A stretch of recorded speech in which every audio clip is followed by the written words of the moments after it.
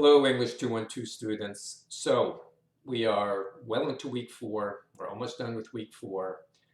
I received almost everybody's personal narrative. I posted it. And as we've said from the beginning, right, your two big responsibilities for this course is to write your original work and get it to me on the appropriate due date and to critique each other's work. So far on the discussion boards, I have seen only a few of you posting comments to the personal narratives that we received. Our class runs asynchronously from Sunday at 12:01 to Saturday at 11:59 p.m., right? It's Friday. We have another day basically when our week is officially over, and I haven't seen enough critiques. So it's your responsibility.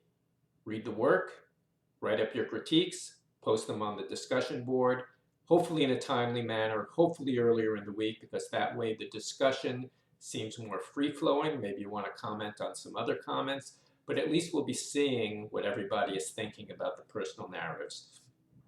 I will post my comments later in the week because I'd rather hear from students first during these discussions.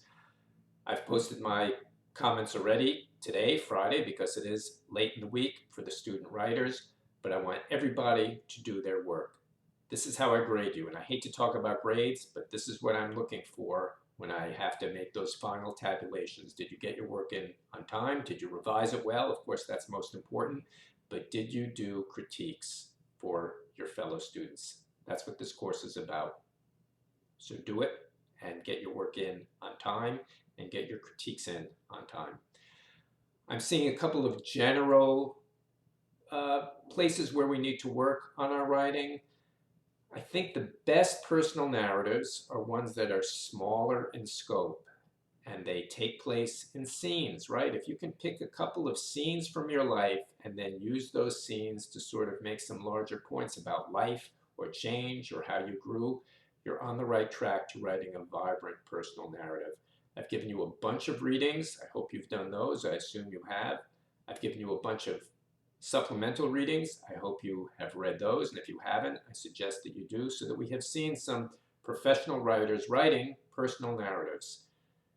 The more you read, the better your writing will be. And I think that's where we have to really focus our energies on the scene, on the characters of these real life stories, and on using these scenes to make some larger points in the personal narrative. I hope that everybody reads my comments to each personal narrative, later on to the stories and poems.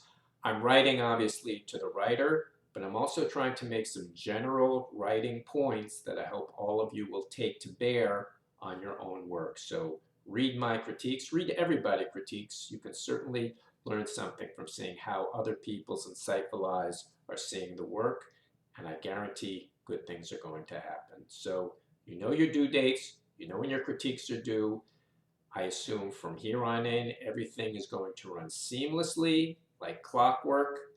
And if you're writing an hour a day, which I hope you are doing, which I expect you to be doing, I think some really great things are going to happen with our writing. There's real joy in writing. There's hard work, but the hard work is joyful when you have a completed personal narrative or story or poem.